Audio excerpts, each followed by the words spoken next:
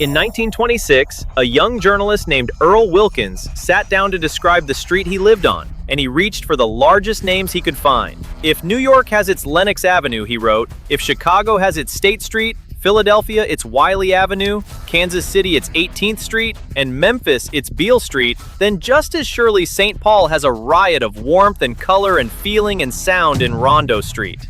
By the 1950s, roughly 85% of the black population of St. Paul lived in Rondo, or within a few blocks of it. It had its own grocery cooperative and its own credit union. It had 2 anchor churches, a community center, a men's club for professionals the white clubs would not admit, and integrated schools with a reputation for turning out readers. One of the most self-sufficient black communities anywhere in the American Midwest. Stand at the corner of Rondo Avenue and Arundel Street today, and none of it is there. Not faded, not boarded up, gone. The corner is a bridge railing over a concrete canyon, and 40 feet below it, 6 lanes of Interstate 94 run east and west across the ground where the front porches used to be. The neighborhood was not taken by a fire, or a flood, or a slow economic death. It was removed, deliberately, by a decision about where to put a road made in a single meeting in 1947, when an engineer inside the city's own government had already handed the highway department another route, a route that ran a mile to the north, along railroad tracks, through land nobody lived on.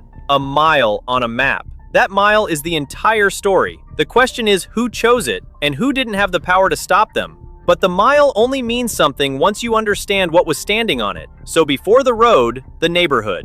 The land was named for a man the city had also pushed aside. He was a French-Canadian former fur trader, born in Quebec in 1797, whose surname the neighborhood would eventually flatten from Rondo into the plainer word you hear today. In 1858, 4 years after St. Paul was incorporated, he bought roughly 40 acres on the city's near west side. He had come there after being pushed off land near Fort Snelling, in part because his wife was of mixed white and indigenous heritage and the settlement around the fort did not want them. He platted his addition, sold the parcels over the next decade, and was gone by the early 1870s. The name stayed. And from the very beginning, the district became the place St. Paul put the people it did not want anywhere else. French Canadians first, then German, Irish, Russian, and Jewish families. Then, in steadily growing numbers, African Americans. 2 forces built Black Rondo, and they worked in opposite directions. One was the railroad. St. Paul was a railroad town, and the depots that met there hired black men when almost no other employer in the city would, in the service jobs the railways kept open to them. Many of those men were part of the Great Migration, the vast movement of black Americans out of the rural South in the early decades of the century, leaving the fields and the lynching country behind them, and looking for wage work and somewhere the law mostly left them alone.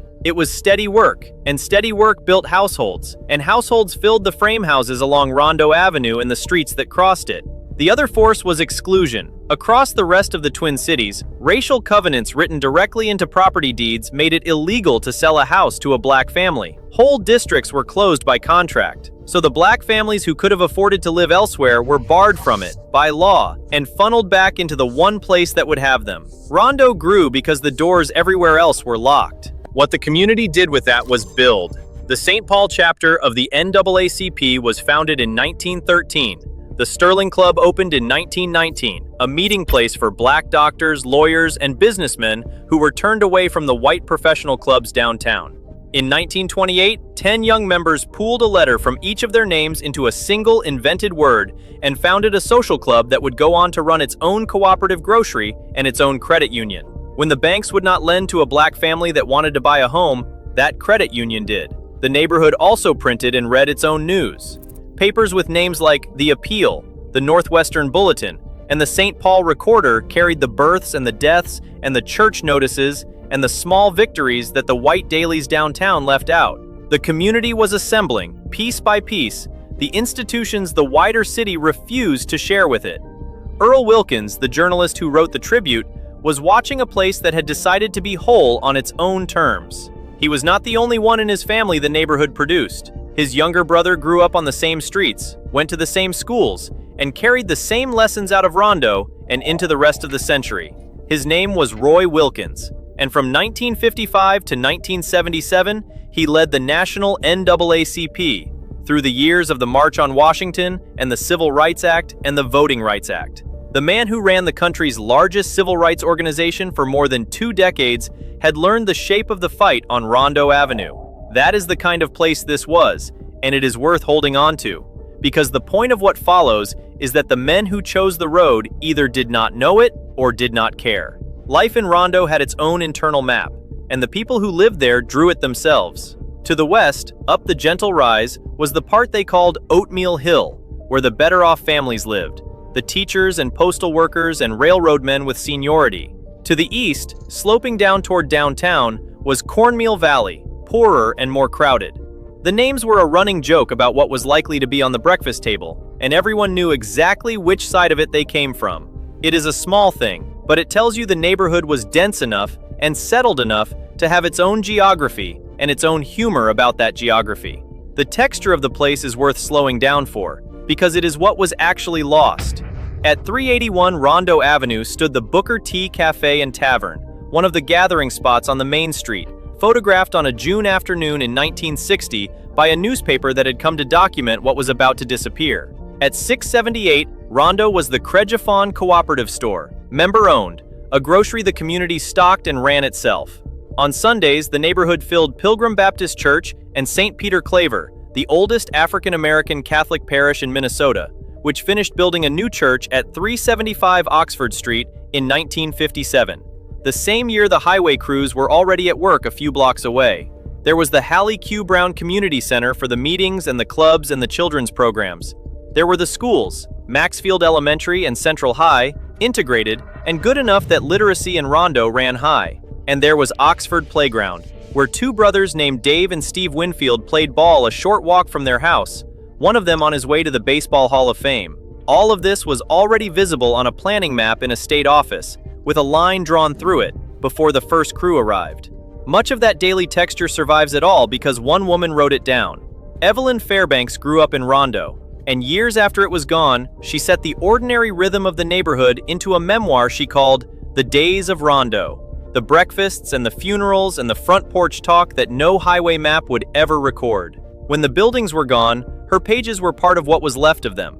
It is the reason a stranger can still stand at a bridge railing today and know that the concrete underneath was once a Sunday street. It was also a place that took people in at their lowest, the way it always had.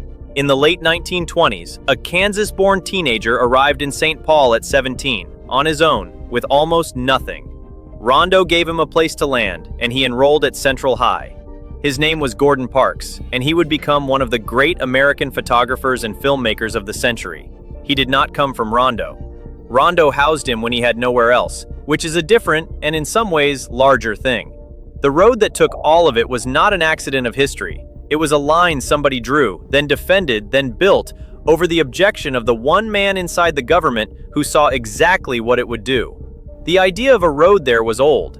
As far back as 1920, a St. Paul city engineer had sketched St. Anthony Avenue, which cut through the neighborhood, as a possible east-west route across the city. For decades, it stayed a line on a planning map. Then the money arrived, and the line became a plan, and the plan needed a decision. There was a man inside city government who saw exactly what the decision would do.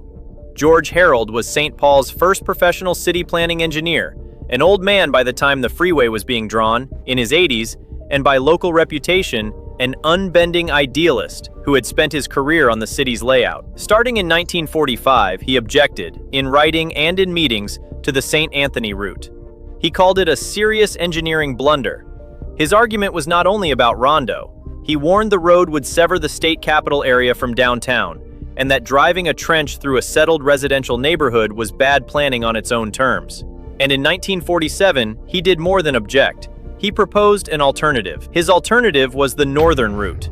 Instead of St. Anthony Avenue, run the freeway roughly a mile to the north, along a corridor of existing railroad tracks.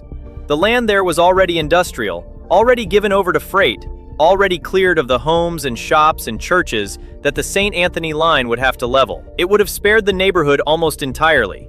This is the part to hold on to. The community that lost everything did not lose it because no other option existed. The other option had been drawn, a mile north, through land nobody lived on, and all of what you have just heard about the neighborhood was standing on the option they chose not to take. It had been drawn, costed, and formally recommended by the city's own senior planner, a mile away from a single front door in Rondo. The Minnesota Department of Highways rejected it. Their stated reasons were directness and efficiency, and service to the Midway commercial district between the two downtowns. The northern route, they argued, was less direct and less useful to those businesses.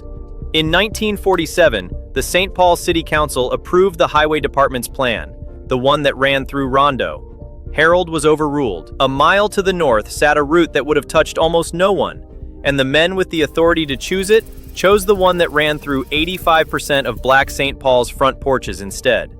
It is worth being precise about how a decision like that gets made, because it was not one villain signing one order.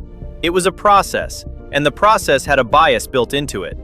The highway engineers optimized for the road, for the straightest line and the cheapest right-of-way and the fastest drive. Neighborhoods that could organize, hire lawyers, call in political favors, and show up at hearings in numbers could bend that process.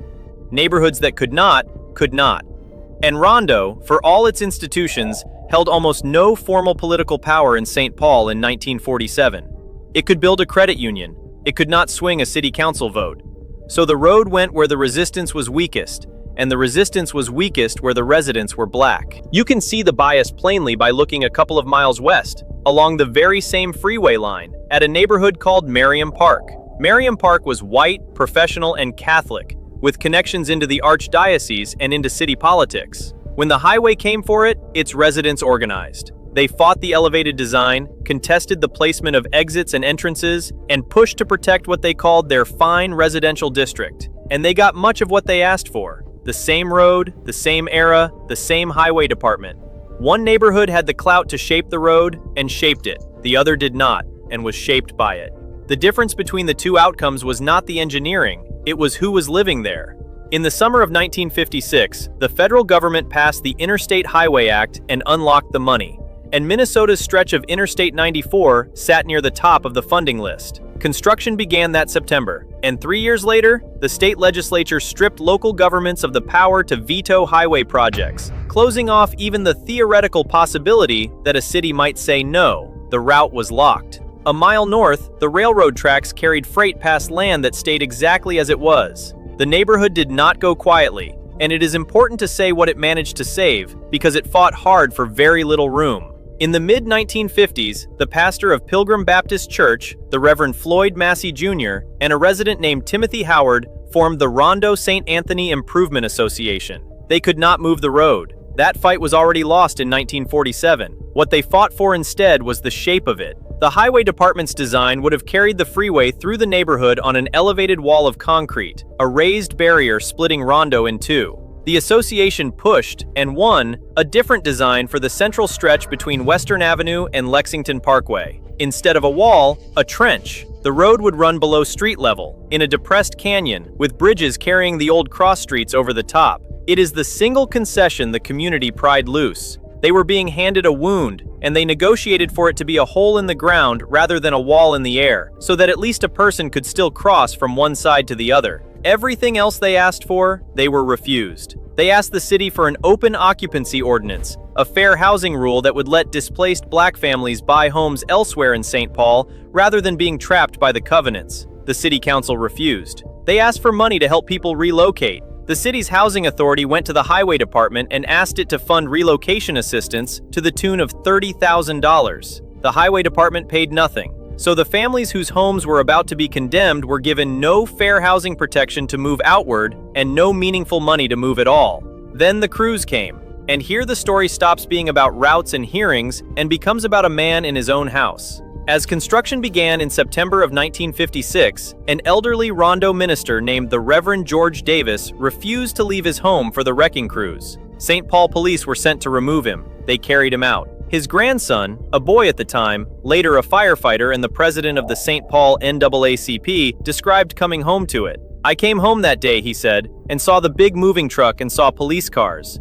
An old man carried out of his own front door by the police, so the house could be knocked down for a road that could have gone a mile north. Then the trucks, then the demolition, house by house, address by address, for years. By the community's own count, 700 homes were destroyed and 300 businesses were closed or torn down. Even the most conservative histories say more than 600 families lost their homes." 1 in every 8 African Americans in the entire city of St. Paul lost a home to Interstate 94. And the businesses, the cafes and the tailors and the cooperative grocery, most of them never opened their doors again anywhere. The urban stretch of the freeway opened in 1968, 12 years from the first wrecking crew to the ribbon. A mile north, the trains kept running. For a long time after that, Rondo existed mainly as a thing older people remembered and younger people had never seen. The street grid was severed. The businesses were scattered. The families were dispersed into whatever housing the covenants and their diminished checks would allow. The families were not paid what the homes were worth. The appraisers working the neighborhood labeled Rondo houses inferiorly constructed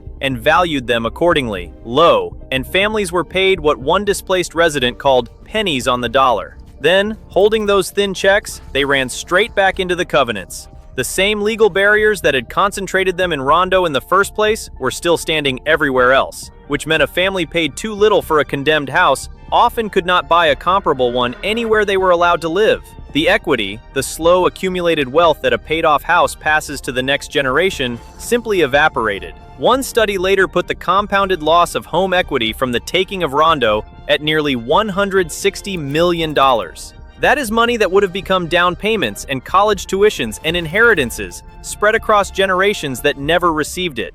And the gap the road opened did not close when the demolition stopped, because it is still measurable in dollars. When the community studied its own condition in recent years, it put the present-day homeownership equity gap in Rondo at roughly $270 million. That is a different figure from the $160 million already lost to the taking. The $160 million is the wealth the highway erased. The $270 million is the distance today between what black families in Rondo own and what they would own if that wealth had been allowed to compound instead. One number is the wound, the other is the wound still bleeding. The government that made the decision eventually said so out loud. In July of 2015, at the Rondo Days healing ceremony, the mayor of St. Paul and the state's transportation commissioner formally apologized. Today, the mayor said, "I apologize on behalf of the city to all who call Rondo home for the acts and decisions that destroyed this once vibrant community." It was the first time the institutions responsible had said the plain thing, that the neighborhood had not simply declined, that it had been destroyed by acts and by decisions, made by people with names and offices. That the apology could be spoken at a Rondo Days gathering at all was down to a refusal that went back decades. The community those decisions displaced would not be dissolved along with its address. In 1982, a man named Marvin Roger Anderson, who had grown up in Rondo and been displaced from it as a child, was at a St. Paul street festival when he heard someone shout that Grand Avenue was the best neighborhood in St. Paul. And he thought plainly, no, it is not. He had grown up in the best neighborhood in St. Paul, and a road had been driven through the middle of it. So together with his childhood friend, a coach and teacher named Floyd Smaller, he founded an organization, Rondo Avenue Incorporated, to bring the scattered community back together once a year on the ground it came from. The idea was simple. If the neighborhood no longer existed as a set of streets, it could still exist as a day, and the people scattered across the city could come back to the same ground and be a neighborhood again for an afternoon. The first Rondo Days festival was held in the summer of 1983, and it was held nearly every July after that. There was one long break, 4 years in the early 2020s, when the pandemic and the pressures that came with it stopped the gathering. It returned in 2024, and it has come back every July since. A neighborhood that was demolished built itself an annual body instead of a place, and kept showing up. The lesson of Rondo also outlived Rondo. When the Twin Cities planned a new light rail line along University Avenue decades later, the memory of what the freeway had done was raised directly, as a warning, by people who had lived it. The community fought for extra station stops so the rail line would serve the neighborhood rather than pass over it, and won them. Rondo had become, in the region's own planning rooms, the name for the mistake you were not allowed to repeat. The city's response to that second number arrived in 2023. It created a $2 million Rondo Inheritance Fund, money set aside to help the descendants of displaced families buy homes in the neighborhood their grandparents were carried out of. $2 million, set against a gap of $270 million. Walk the ground today, and you can read the whole story in the pavement. Start on the north side, in the streets above the trench, and they are ordinary living streets, houses and traffic and people, because the neighborhoods to the north and south of the road did not vanish. Walk south toward where the heart of it was, and the grid begins to break. Old cross streets end at a railing, and then you reach the edge, and the ground simply drops away, and below you is the trench, 6 lanes wide, the cars running east and west 40 feet down. This is the thing the community won, a hole instead of a wall. It is also the wound. Both of those are true at the same time, and standing at the railing, you can feel both of them. A short distance away, at 820 Rondo Avenue, there is a small park. It is the Rondo Commemorative Plaza, roughly the size of a single house lot, and it was built to hold the memory of 700 houses. It has been described as the first public memorial in the country dedicated to a community destroyed by public action. The city has restored the Rondo Avenue name to a stretch of the road that runs beside it, and St. Paul's first black mayor, a man whose own family came from Rondo, was there when the sign went back up. And in July of 2025, a statue of Dave Winfield was unveiled at a St. Paul ball field named for Tony Stone, a pioneering Negro Leagues player raised in the city, a short walk from the playground where Winfield learned the game. The neighborhood that no longer exists still puts up monuments to the children it raised. And there is a plan, still only a plan, to build a bridge back. The idea is to cap a stretch of the trench, to deck it over and put the neighborhood's surface back on top of the road, a land bridge to rejoin the two halves the freeway split. The institutions that chose the road are now spending money to study whether to undo it. The state's own review of the corridor is weighing whether to rebuild the freeway, reduce it, reconfigure it, or leave it as it is, with a decision expected before the end of 2026. At the same time, lawmakers at the Capitol have moved to claw that study money back and stop the bridge before the study is finished. As of the middle of 2026, nothing has been built and nothing has been decided. The trench is still open. That is what the mile came to. In 1947, the state's own city planner drew a route a mile north, along railroad tracks, through land nobody lived on, and handed it to the men who were going to build the road. Quick note before we carry on. I put together a field guide to 24 of these places, where they are, what happened to them, and whether you can still get in. Coordinates for every site and an honest note on the ones that are already gone. Scan the QR code on the right or the links in the description if you want it. Now back to it. They chose the other line, the one that ran through the front porches, and the record shows the difference between the two neighborhoods. That road passed through was not the engineering, it was who lived in them. The plaza is still there. The festival is still there every July. The name is back on the street sign, and the trench is still open, 6 lanes wide, running east and west through the exact ground where Rondo Avenue met Arundel Street, 1 mile south of the route that would have spared it. Thanks for watching. Don't forget to hit the subscribe button in the middle to watch more forgotten places and abandoned history from across America. Then click the video on the left to watch similar stories like this. Or if you really want to get stuck in, click the playlist on the right. New videos every week. I'll see you in the next one.